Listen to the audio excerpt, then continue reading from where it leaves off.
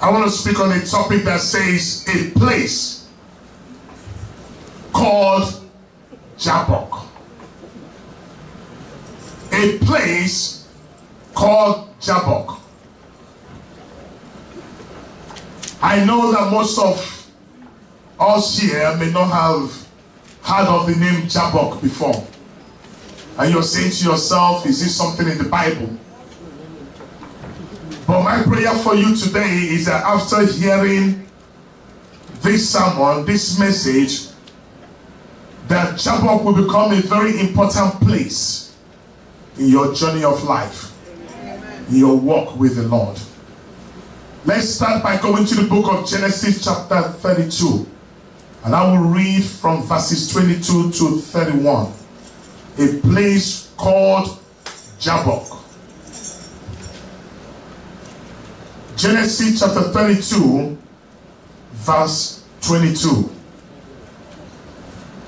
And he rose up that night and took his 2 wives and his 2 women servants and his 11 sons and passed over the ford. The word F-O-R-D there, it means river. Ford Jabbok. Amen? Verse 23. And he took them and set them over the brook and set over that he had. And Jacob was left alone. And there wrestled a man with him until the breaking of the day. And when he saw that he prevailed not against him, he touched the hollow of his thigh, and the hollow of Jacob's thigh was out of joint as he wrestled with him. And he said, let me go, for the day breaketh. And he said, I will not let thee go, except thou bless me. And he said unto him, what is thy name? And he said, Jacob. And he said, thy name shall be called no more Jacob, but Israel. For as a prince hast thou power with God and with men, and hast prevailed. And Jacob asked him and said, tell me, I pray thee, thy name. And he said, wherefore is it that thou ask after my name? And he blessed him there. And Jacob called the name of the place Peniel, for I have seen God face to face, and my life is preserved. And as he passed over Peniel, the sun rose upon him, and he halted upon his thigh. That means he limped upon his thigh. Verse 32. Therefore the children of Israel eat not of the sinew which shrank, which is upon the hollow of the thigh, unto this day, because he touched the hollow of Jacob's thigh in the sinew that shrank. Praise the Lord. Amen.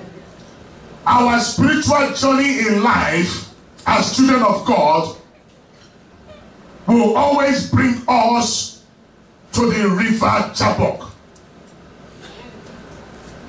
Jabbok was the place where Jacob wrestled with a man. Jabbok was the place where he made a total surrender of himself to God.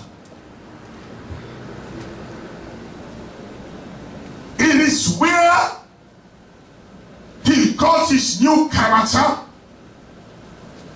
It is where he got his name changed from Jacob to Israel at a place called Jabbok. It was the place where he cast down his old self and won the greatest victory any human being could ever win. And just like Jacob, we all have our own Jabbok that we must cross, and our own victory to win. Can somebody say amen? Amen. What does Jabbok mean? When you look up the definition of the name Jabbok, Jabbok means a place of passing over. A place of passing over. It also stands for a place of struggle or wrestling. Pay attention, because you are going to gain something out from this. A place of struggle or wrestling. It also means a place to empty out yourself or pour out yourself. Jabbok is a place where a child of God will discover the secret of power that breaks every yoke. Amen. Are you with me? Amen. Jabbok represents a life and death crisis. It represents a life and death crisis, one that will lead to absolute surrender to the will of God. There can be no glorious victory over the things you struggle in life until you go to Jabbok. Do you hear me? Amen. There can be no glorious victory over whatever you are struggling in life until you go to a place called Jabbok. Amen. It is a place where we must face ourselves and be empty of all evil desires, all selfish ambitions, and all the negative struggles we wrestle with. No other place can you conquer such things, only at a place called Jabbok. Are you with me? Amen. We've been in church and we've been taught that there are two crossings in the life of a Christian. I don't know if any of you have heard that saying before, but I have. We've been told there are only two crossings in the life of a Christian, in a Christian journey of life. They say there are only two crossings that every believer we have to go through. But I beg to differ on that. Because there is the Red Sea crossing. The Red Sea crossing represents a person coming out of the world. It speaks about a person starting a new life, starting something new, starting something afresh. When somebody says you have crossed the Red Sea, it means you came out of the world and you're now going into your promised land, a place of fruitfulness, a place of glory, a place that has the presence of God. So it's like a new life. It's like a beginning of a new life. It's getting saved. When you cross over the Red Sea, it's getting saved.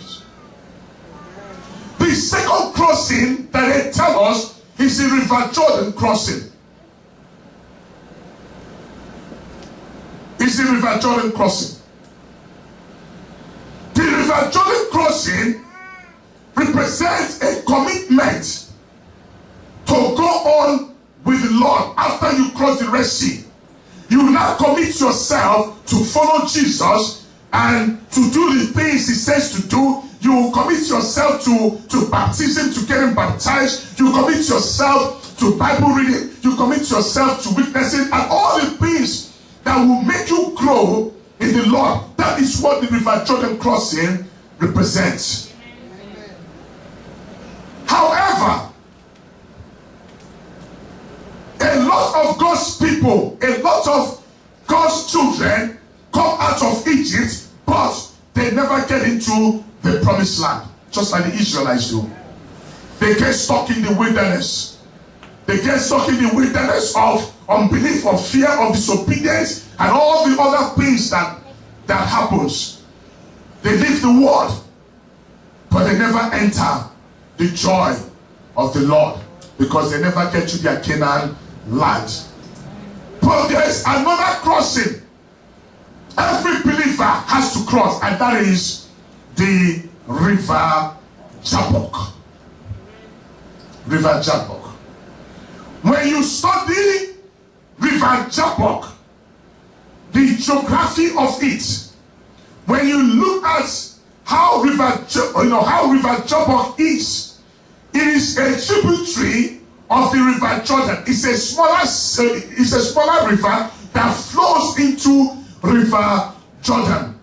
It is a lonely and dark place. So in our text that we just read, it says that Jacob sends his wives ahead. He sends his 11 sons ahead. He sends everything he possessed ahead.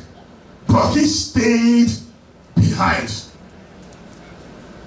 Every human being that's called a Christian must one day face their river Jabbok. And when you face it, you will face it alone. Amen.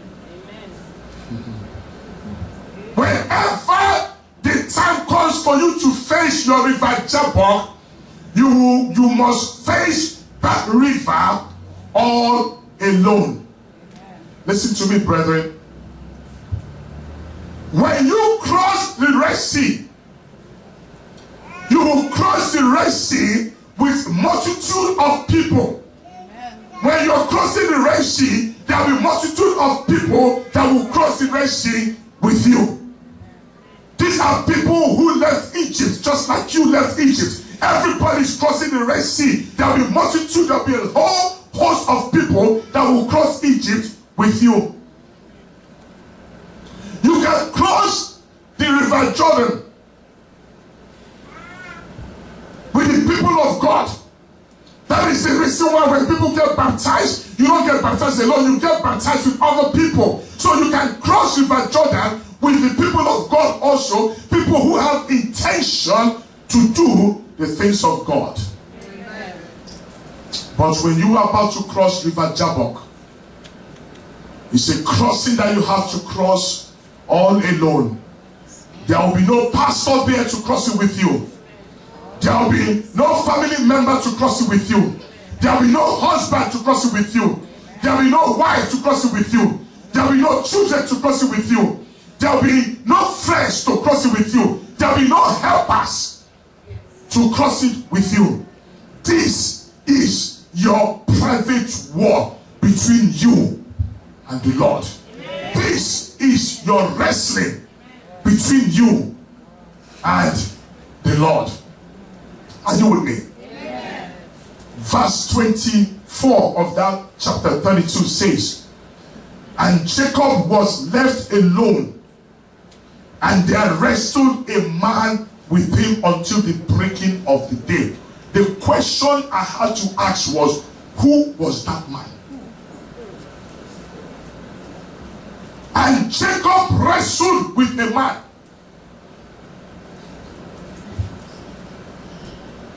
Who was that man?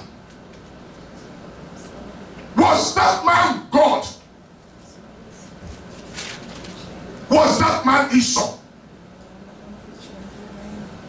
Was that man Jacob's uncle, Laban? Was that man Isaac, Jacob's father? Was Jacob wrestling with himself? Was Jacob wrestling with his past? Was Jacob wrestling with his future?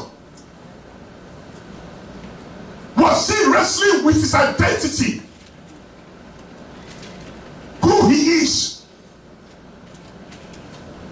Regardless of what the answer is, Jacob had a face-to-face encounter, a face-to-face meeting with the Lord.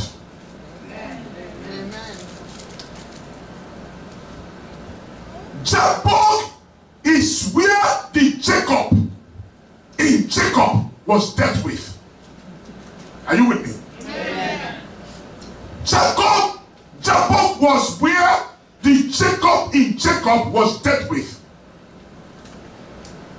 And also Jabbok is the place where the Jacob in you and in me will be dealt with. No other place, but only in Jabbok. Jabbok is where God deals with us. God deals with our character. God deals with our identity. God deals with those things we hold on to, and those things that bind us. Where? Jabbok. You cannot pass through Jabbok and remain the same. Nobody who has ever passed through Jabbok in life remain the same. When any man experiences Jabbok in their life, you'll be wounded. Are you with me? Amen. And this is the reason why most people do not like to go to Jabbok. You'll be wounded. When any man experiences Jabbok, you are never going to be the same. And this is the fear that most people have. Whenever you have a Jabbok experience in life, you are going to have a new name. That means your identity, your character will never remain the same again. There is something has changed in you. And it's only at Jabbok that you'll be blessed. And then you'll be made a new person. And the fear that people have is that they don't want this new identity that will break them and that will wound them. So they remain where they are rather than for them to go to Jabbok. When God encountered Jacob at Jabbok, and God exchanged what Jacob had in him, all the deceit, all the manipulations, every wrong things in him, and changed him. Jacob had to rename Jabbok to Peniel.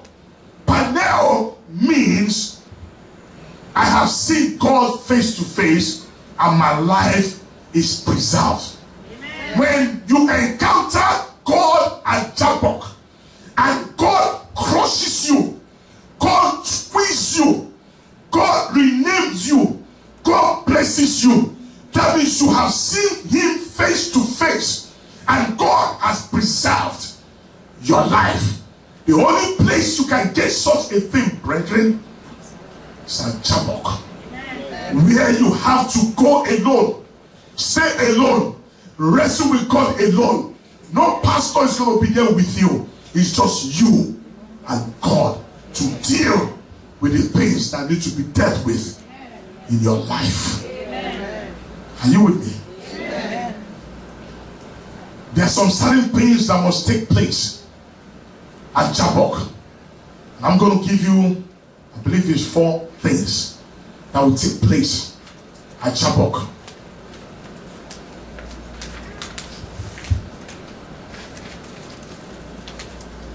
For a person to become anew, blessed, there are things holding people bound. There are things that people are continuously doing. You take it to Jabbok, because it's only at Jabbok God will take it away from you. Are you with me? Amen. Jabbok is a place of absolute surrender. Absolute. You are not ready for Jabbok until you are desperate. Amen. No person is ready for Jabbok until you are desperate. Desperation will make you cry and crawl to God and cry out to him. Amen. Are you with me? Amen. Desperation will make you cry out. At Jabbok, you have to come to the end of yourself. You have to come to the end of your ability. You have to come to the end of your knowledge. You have to come to the end of your schemes and your devices only at Jabbok. All the things you have relied upon, you have to destroy them at Jabbok. The yoke you are carrying must bring you to life and death crisis for you to come to Jabbok. Whatever it is that you are bearing has to drive you, shake you, ginger you, and make you call upon God on your knees and cry out to Him. Call upon Him and cry out to God.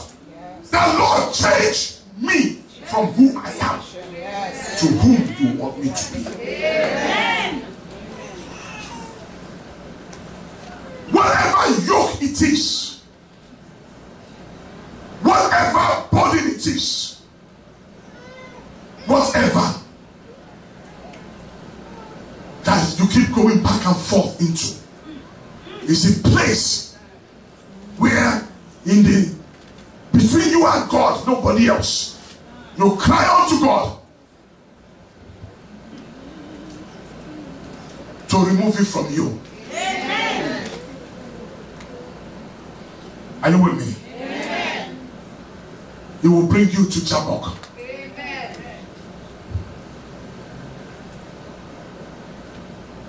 Jacob has quit running. Jacob has quit cheating and manipulating people. He wanted whatever reproach he has to be removed. Jacob wanted deliverance. And there's a question the Lord asked him.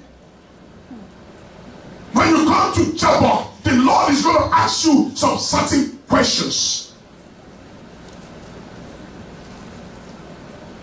Jabbok is not a place where you will eat and drink. No, Jabbok is a place where you surrender yourself to Him.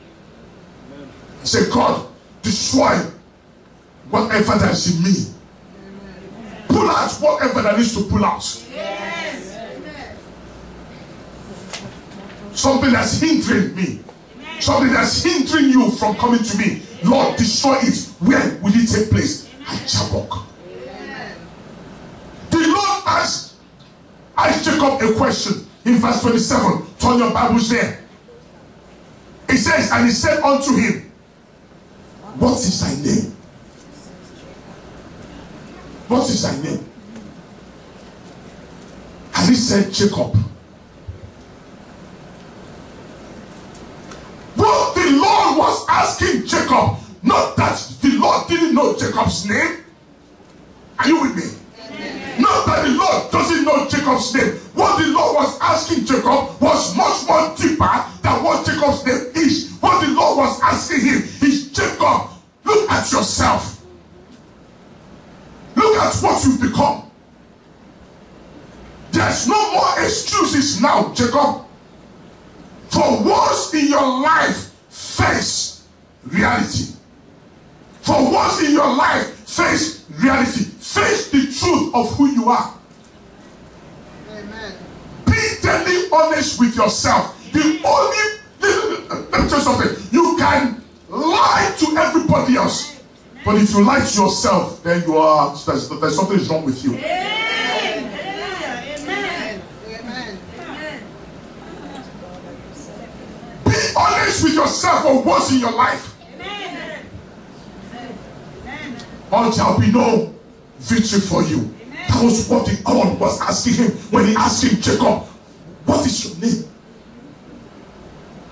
Are you going to continue being who you are, or are you going to change? Because this is your moment. Amen. This is your once in a lifetime chance.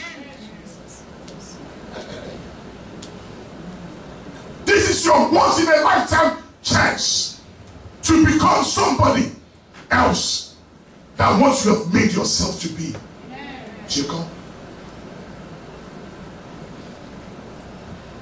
And look at verse 38. No, I'm sorry. Verse 28. And he said to him, thy name shall be called no more Jacob, but Israel. As a priest, thou hast power with God and with men, and hast prevailed. Amen. And right there, his character changed. Amen. I wish I can talk to you about the word prevailing, what it means in that scripture. Because you will read it and you will think it's just to prevail.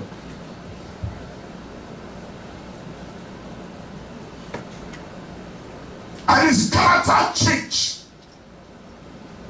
And a new name given to him. The number two things that will, the second thing that will take place at Jabbok. All human effort will be relinquished at Jabbok.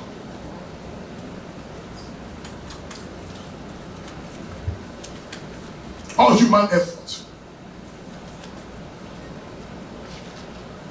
One of the greatest miracles that the Lord can perform in our life is to cripple our human effort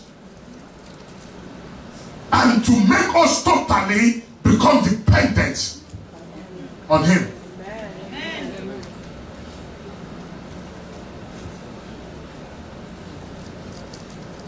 That is one of the greatest miracles you will receive from him. A time will come, all your human effort will end. You will come to your wit's end. God will purposely do that so you can depend solely on him. Amen. When the Lord has finished with you, brethren, you will limp away crippled, humbled, crying, but something has taken place in your life. At Jabbok, you will come away crippled. At Jabbok, you will come away humbled. At Jabbok, you will come away limping. Because all the things you have held on to, believing, will be taken away from you. So you can have a reliance on God and God alone and not man. Are you with me? The third thing that will take place, that must happen at Jabbok, is a place of absolute obedience. And this is where a lot of people cannot take. It's a place of absolute. Absolute. When the word absolute means, it means 100%. Absolute means there is nothing else. Not 99.9%, 100%. Absolute obedience. Gospel of John chapter 7 verse 17 says this. Very interesting verse. John 7:17. Jesus Christ speaking. He says, if any man will do his will, he shall know of the doctrine. If any man should do his will, he shall know of the doctrine. He shall know of the teaching. He shall know the things of God. If any man will do his will.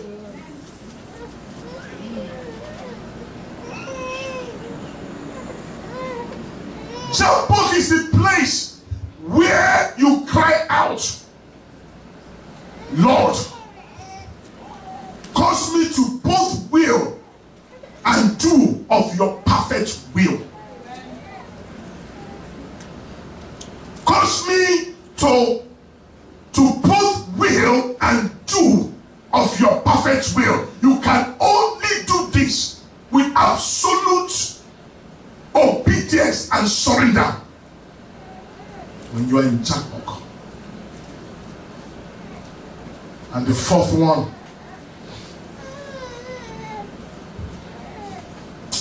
Jabbok is the place of open heaven. It's the place of an open heaven. Jabbok. God reveals himself only to those who have let go of the things they have been holding on to. You didn't hear me. God reveals himself to only those who have let go of the things they have been holding on to. You cannot hold on to dishonesty and deceit and still see open heaven. No way. You cannot hold on to lies. You cannot hold on to cheating. You cannot hold on to all the things and still think you are going to see open heaven. It doesn't work that way. It doesn't work that way.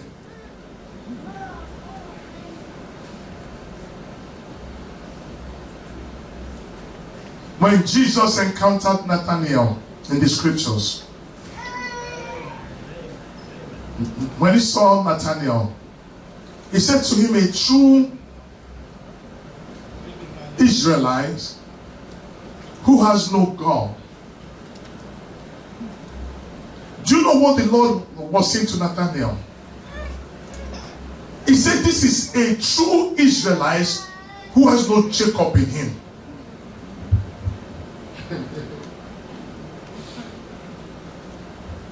A true Israelite who has no Jacob in him. That means there's no, because the word God is the meaning of the word deceit. There's no deceit in him.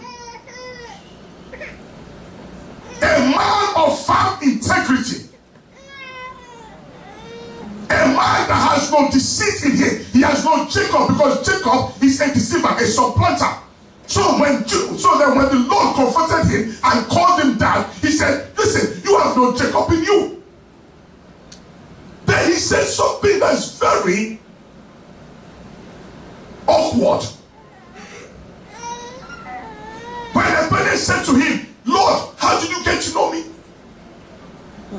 He said, look, bro, you ain't seen nothing yet. But you see the heavens open unto you. The heavens can only be open to people who have no deceit in them. Amen.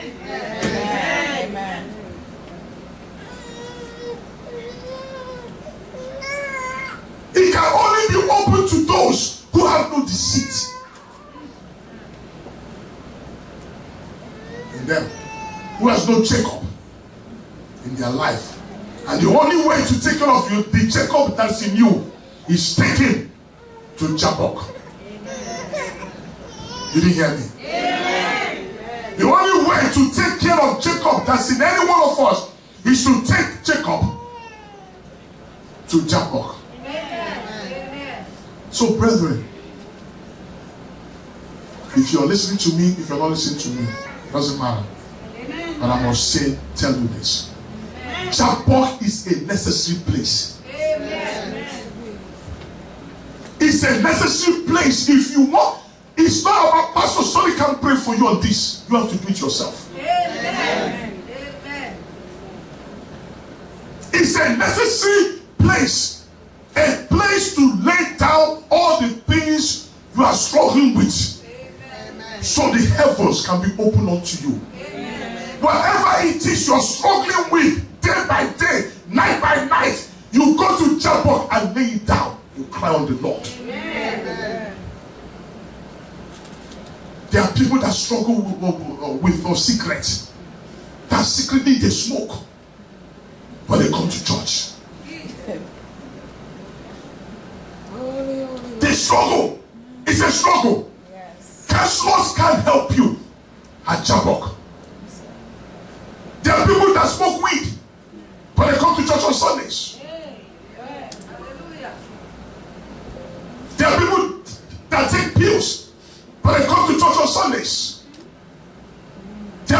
do other things. Not they don't love the Lord, they love the Lord, but you need to let God deal with that Jacob that's in you. Because if not, you're not going to see the open heaven.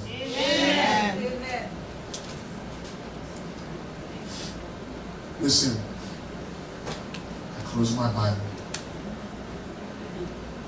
Jabbok is not an optional place. Did you hear me? Amen. Going to Jabbok is not something optional. Amen. It's not something you say to yourself, I will go there someday. Maybe I will go.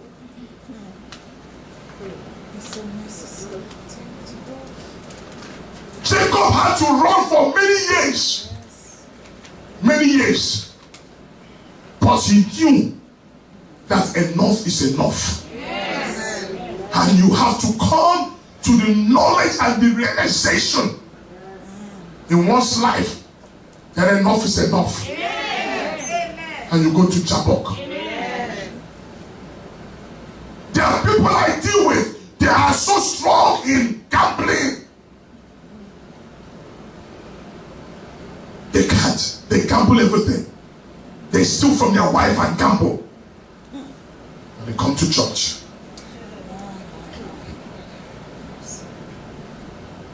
You have to deal with that Jacob. It's not optional. Any man or woman who wants to live a victorious life, a victorious Christian life, must pass through this place that most people hate, called Jabbok. It's not a fun place, like I said earlier. It's a lonely place. It's a dark place. But it's okay. Because once you come out of it, you will never be the same again. Amen. Your life will never be the same again. Amen. Your destiny will not be realized. And your identity will become clearer to you. Amen. Who you are. And you can find this place only at Jabbok. Do not say to yourself, I have no need for Jabbok. Everybody has a need for Jabbok.